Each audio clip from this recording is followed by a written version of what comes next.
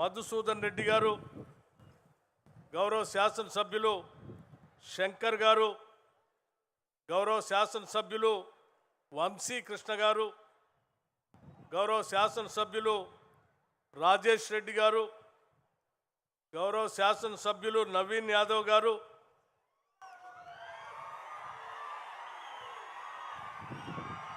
మిత్రుడు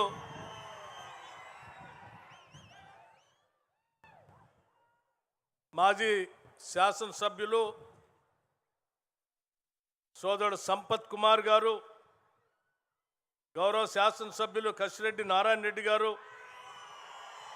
గౌరవ శాసనసభ్యులు రామ్మోహన్ రెడ్డి గారు, గౌరవ శాసనసభ్యులు మెగారెడ్డి గారు,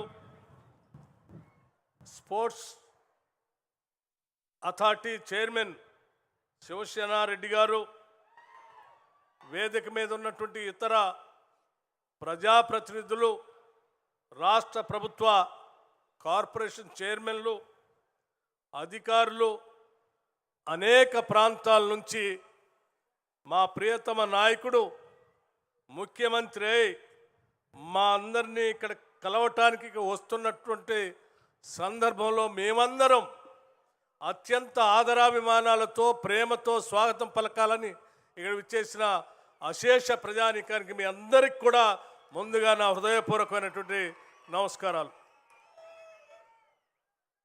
సరిగ్గా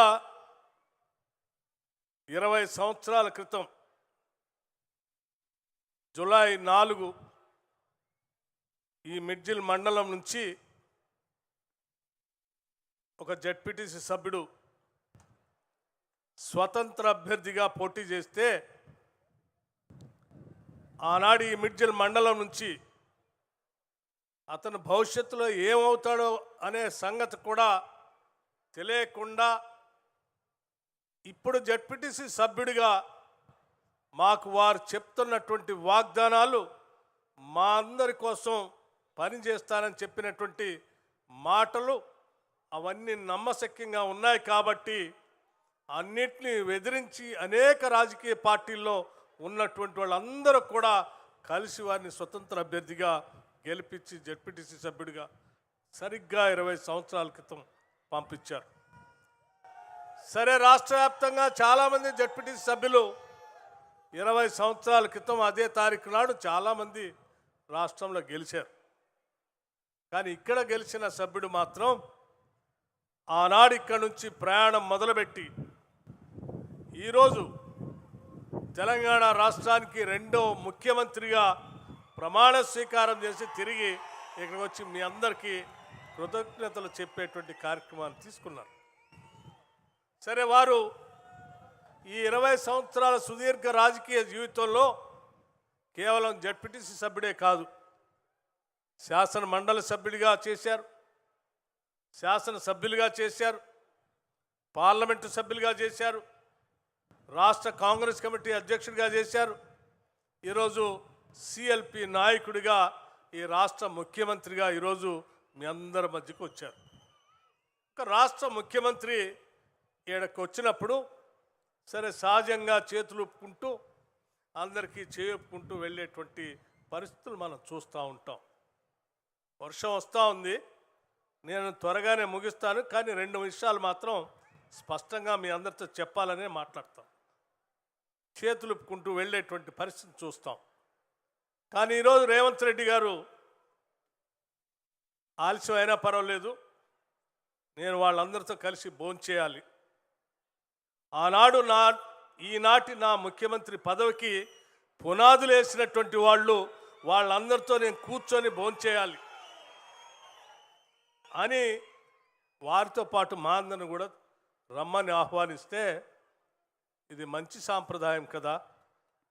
20 సంవత్సరాల క్రితం ఓటేసినటువంటి వాళ్ళని మర్చిపోకుండా కృతజ్ఞత చెప్పి నాయకుడిగా వాళ్ళకి ఒక కృతజ్ఞత చెప్పేటువంటి కార్యక్రమం చేస్తున్నప్పుడు ఇటువంటి నాయకత్వం కదా కావాల్సింది నాయకులకని చెప్పి తప్పనిసరిగా వస్తామని మేమందరం బయలుదేరి వచ్చాం.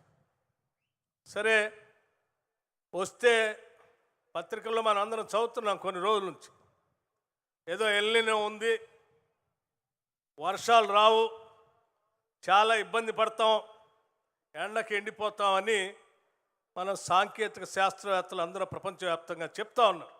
సరే, ఇక్కడ కూడా అట్లాగే ఎండలు కొడతా ఉన్నాయి. కానీ ఈరోజు మాత్రం ఇక్కడికి వస్తే మీరు చూస్తూ ఉన్నారు, ఆ ఎల్లినే ఎటుపోయిందో. వర్షపు జల్లులు పైనుంచి ప్రకృతి కూడా ఆశీర్వదిస్తూ ఉంది. ప్రకృతి కూడా ఎప్పుడు ఆశీర్వదిస్తుందంటే నాయకత్వం కానీ పాలన కానీ ఒక మంచి సంకల్పం ఉంటే, మానవ సేవే మాధవ సేవ అని ఆలోచన చేసి వాళ్ళ అభివృద్ధే మన లక్ష్యంగా అజెండాగా పెట్టుకొని పోతా ఉన్నప్పుడు ఆ భగవంతుడు కూడా సహకరిస్తాడు, ప్రకృతి కూడా సహకరిస్తుంది అని చెప్పటానికే నేను ఆ ఎల్లిని ఈనాటి వర్షాన్ని కూడా మీ అందరికి గుర్తు చేస్తూ ఉన్నాను. ముఖ్యమంత్రి రేవంత్ రెడ్డి గారు, సరే, నేను దగ్గరగా ఈ రాష్ట్ర ప్రభుత్వం ఏర్పడిన దగ్గర నుంచి ఉప ముఖ్యమంత్రిగా ఈ రాష్ట్ర బడ్జెట్లు తయారు చేసే ప్రతి సందర్భంలో, లేకపోతే శాసనసభలో సభ జరిగే ప్రతి సందర్భంలో, లేకపోతే రాష్ట్ర ప్రభుత్వం తరఫు నుంచి తీసుకునే ప్రతి నిర్ణయంలో చాలా దగ్గరగా లోతుగా చర్చించిన తర్వాత జరుగుతున్నటువంటి విషయాలు తెలిసినటువంటి వ్యక్తిగా కొన్ని విషయాలు మీ అందరితో చెప్పదలుచుకున్నాను. పాలన అంటే, ముఖ్యమంత్రి అంటే నలుగురు అధికారులను పోగేసుకొని ఆ అధికారులు చెప్పిన దాన్ని తీసుకొని రొటీన్గా పాలన చేయటం కాదు. పాలన అంటే మనం చిన్ననాటి నుంచి ఏ గ్రామీణ ప్రాంతం నుంచి ఎదిగి వచ్చామో, ఏ రైతు సమస్యలు, భూమి లేని నిరుపేద ప్రజల సమస్యలు, తినటానికి తిండి లేనటువంటి కుటుంబాలకు సంబంధించిన విద్యార్థులు అర్ధాకలతో బడిగిపోతున్నప్పుడు చూసినటువంటి సమస్యలు, ఆ సమస్యలన్నింటినీ కదా మనం అడ్రస్ చేయాల్సింది. కేవలం అధికారులు ఏదో రాసిస్తే ఆ రాసిన దాని ప్రకారం బడ్జెట్ తయారు చేసి మనం పాలన అందించడం కాదు కదా. బట్టనా, నేను ఒక మామూలు గ్రామంలో పుట్టి వచ్చాను. సామాన్య రైతుల బాధలు తెలిసిన వ్యక్తిగా, తినటానికి తిండి లేనటువంటి కుటుంబాల బాధలు చూసినటువంటి వ్యక్తిగా చెప్తా ఉన్నాను. ఎన్ని ఇబ్బందులున్నా ప్రజల సంక్షేమమే మన అజెండాగా మనం నిర్ణయాలు తీసుకొని ఈ రాష్ట్రంలో అమలు చేయాల్సిందే అని చెప్పి ఒక పాలమూరు జిల్లా బిడ్డగా, ఆకలి తెలిసిన వ్యక్తిగా నేను ఒక స్పష్టమైనటువంటి నిర్ణయం తీసుకొని మీ అందరితో పంచుకుంటున్నాను. ఈ రాష్ట్రంలో ఉన్నటువంటి 1,15,00,000 కుటుంబాలు ఈరోజు సన్న బియ్యంతో భోజనం చేయాల్సిందే. అది నేను ముఖ్యమంత్రిగా కాంగ్రెస్ ప్రభుత్వాన్ని నడుపుతున్నటువంటి వ్యక్తిగా నిర్ణయం తీసుకుంటున్నాను. 1,15,00,000 కుటుంబాలు, ఇది పేద ప్రజల గురించి, మధ్యతరగతి కుటుంబాల గురించి ఆలోచన చేయగలిగినటువంటి ముఖ్యమంత్రి ఉన్నప్పుడు మాత్రమే ఇది సాధ్యమైనటువంటి కార్యక్రమం. ఇది నిర్ణయం చేసేటప్పుడు ఇంతమందికి మనం సన్న బియ్యం ఇయ్యగలమా, ఇన్ని వేల కోట్లు తేగలమా అంటే ఎన్ని ఇబ్బందులున్నా వాళ్ళు కడుపు నిండా అన్నం తినాల్సిందే. గొప్ప గొప్ప వాళ్ళు తినే సన్న బియ్యం పేద మధ్యతరగతి కుటుంబాలు, గ్రామీణ ప్రాంతాల్లో ఉన్న ప్రతి కుటుంబం కూడా తినాల్సిందే అని చెప్పి ఒక నిర్ణయం తీసుకొని చెప్పినప్పుడు తప్పనిసరిగా ఇటువంటి కార్యక్రమాలు చేయాల్సిందే అని చెప్పి వారి మీద ఒక అభిప్రాయం నాకు ఏర్పడింది. ఆ తర్వాత క్రమంలో గ్రామీణ ప్రాంతాల నుంచి ప్రభుత్వ పాఠశాలకు వెళ్ళేటువంటి విద్యార్థులు చాలామంది, పాఠశాలకు వెళ్ళేటువంటి విద్యార్థులు మనం శాసనసభ్యులుగా అనేక సంవత్సరాల నుంచి చూస్తూనే ఉన్నాం. కానీ ఏనాడు కూడా ఏ ముఖ్యమంత్రి ఆలోచన చేయలే. విద్యాశాఖను నా దగ్గర పెట్టుకున్నాను. నేను పాలించేటువంటి ఈ సమయంలో నేను ముఖ్యమంత్రిగా వచ్చింది కేవలం ఏదో అధికారులను కూర్చోబెట్టుకొని వాళ్ళు చెప్పే నిర్ణయాలు చేయటానికి కాదు. నేను ఒక లక్ష్యంతో వచ్చాను. ఈ రాష్ట్రంలో ఉన్నటువంటి 27 లక్షల విద్యార్థులు ప్రతిరోజు ఉదయం ప్రభుత్వ పాఠశాలలో అల్పాహారం ప్రభుత్వ పరంగా పెట్టాల్సిందే. అది కూడా న్యూట్రిషియస్ ఫుడ్ ఉండాల్సిందే. దానికి కూడా ఒక గ్లాసు పాలు ఇవ్వాల్సిందే, ఒక గ్లాసు జావ ఇవ్వాల్సిందే అని చెప్పినప్పుడు ఇది కదా ప్రజల గురించి ఆలోచన చేసేటువంటి ప్రభుత్వ అధినేత ఉన్నప్పుడు జరిగేటువంటి సంక్షేమం కదా అని చెప్పి ఈరోజు క్యాబినెట్లో ఉన్నటువంటి వాళ్ళందరూ ఈ కార్యక్రమాన్ని మద్దతిచ్చి రాష్ట్ర వ్యాప్తంగా ఈ సంవత్సరం 27 లక్షల మంది విద్యార్థులకి ఇవాళ మార్నింగ్ బ్రేక్ఫాస్ట్ పెట్టే కార్యక్రమం జరుగుతాం చూశాం. చాలా సందర్భాల్లో చెప్పారు. నల్లమల్ల అడవుల్లో ఆ పరిసర ప్రాంతాల్లో ఉన్నటువంటి పేదవాళ్ళు అనేక మందిని చూశాం. ఇల్లు లేనటువంటి పేదవాళ్ళని చూశాం. 10 సంవత్సరాల ఆనాటి టీఆర్ఎస్ ప్రభుత్వం అధిక బడ్జెట్తో అనేక వనరులతో రాష్ట్రాన్ని అప్పచెప్తే పేదవాళ్ళకి ఇల్లు ఇస్తా అని మోసం చేసిండు. మనం మాత్రం చేయటానికి వీల్లేదు. ఎట్టి పరిస్థితుల్లో ప్రతి పేద కుటుంబానికి అర్హత ఉన్నటువంటి వాళ్ళకి అందరికీ ఇందిరమ్మ ఇల్లు ఇవ్వాల్సిందే. 5 లక్షల రూపాయలు ప్రతి ఇంటికి వెచ్చించి ఇచ్చి 4,50,000 ఇల్లు కట్టాల్సిందే అని చెప్పి ఒక నిర్ణయం చేసిన ముఖ్యమంత్రి ఒక గ్రామీణ ప్రాంతం నుంచి మీ అందరి హృదయం తెలిసిన బాధలు ఇబ్బందులు తెలిసిన వ్యక్తి కాబట్టే ఆ నిర్ణయం చేయగలిగాడు. ఇటువంటి అనేకం ఈరోజు రాష్ట్ర వ్యాప్తంగా ఉన్నటువంటి మహిళలు అక్కలు చెల్లెలు తల్లులు అనుకుంటూ అనేక మంది గతంలో మోసాలు చేశారు. కానీ నేను ముఖ్యమంత్రిగా ఈరోజు రాష్ట్రంలో ఉన్నటువంటి అక్క చెల్లెళ్ళందరికీ కూడా వడ్డీ లేని రుణాల్ని సంవత్సరానికి 20,000 కోట్లు ఇవ్వాల్సిందే. 5 సంవత్సరాల్లో 1,00,000 కోట్లు వాళ్ళకి ఇవ్వాల్సిందే.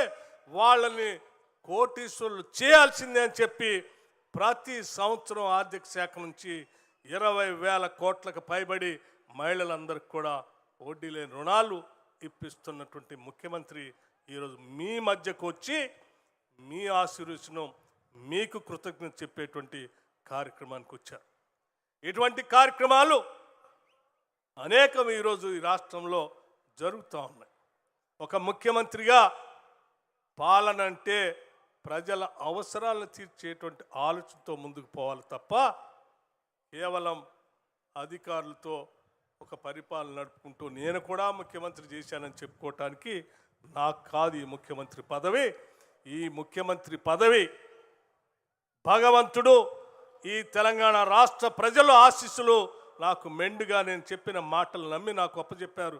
కాబట్టి వాళ్ళకు రుణం తీసుకునే కార్యక్రమం కోసం కాంగ్రెస్ ప్రభుత్వం ద్వారా ప్రజల అవసరాలు తీర్చే కార్యక్రమాన్ని చేపడతామని చెప్పి ఈరోజు మీ మధ్యకు వచ్చి కృతజ్ఞతలు చెప్పే కార్యక్రమం చేస్తున్నట్టు ఈ సందర్భంలో మీ అందరికీ కాంగ్రెస్ ప్రభుత్వం తరఫున రాష్ట్ర ముఖ్యమంత్రి గారి తరఫున ప్రజల సంక్షేమం కోసం పనిచేసేటువంటి ఈ కార్యక్రమాలు ప్రజల గుండెల్లో పెట్టుకొని ఇప్పుడే మన అనిరుద్ధ రెడ్డి గారు మాట్లాడేటప్పుడు చెప్పారు. ఒక ఆయన బయటకు వచ్చి నేను మళ్ళీ వస్తామంటే యాడికి వస్తారు? రాష్ట్రంలో ఉన్నటువంటి ప్రజలు మాట్లాడుకునేటువంటి స్వేచ్ఛ లేని జీవితాన్ని ఇవ్వటానికి వస్తారా?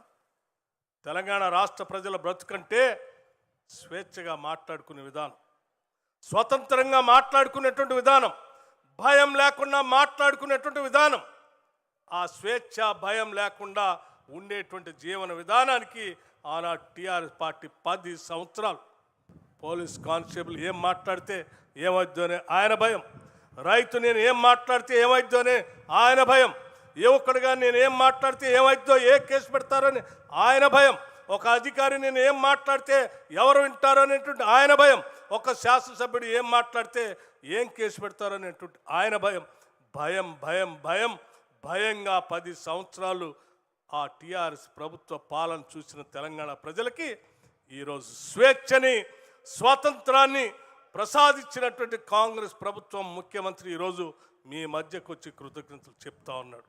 ఈ అవకాశం ఇచ్చిన మీ అందరికీ ధన్యవాదాలు చెప్పడానికి వచ్చాడు. అందుకే మీ అందరికీ మరొక్కసారి ధన్యవాదాలు తెలియజేస్తూ ముగిస్తా ఉన్నాను. నమస్కారం. గౌరవనీయులైన ఉప ముఖ్యమంత్రి వర్యుల సందేశానికి ధన్యవాదాలు నమస్సులతో తనను అత్యంత ఉన్నత స్థానానికి చేర్చిన ప్రేమలు ఊరుతున్న ఈ మట్టితో 20 ఏళ్ళైనా అంతే నిత్య నవ్యంగా ఉన్న జ్ఞాపకాల్ని పంచుకోవడానికి వచ్చిన ఈ కృతజ్ఞత సభ రూపశిల్పి మనందరి అభిమాన నాయకులు ప్రియతమ ముఖ్యమంత్రి అతిథి గారి సందేశం. Honourable CM.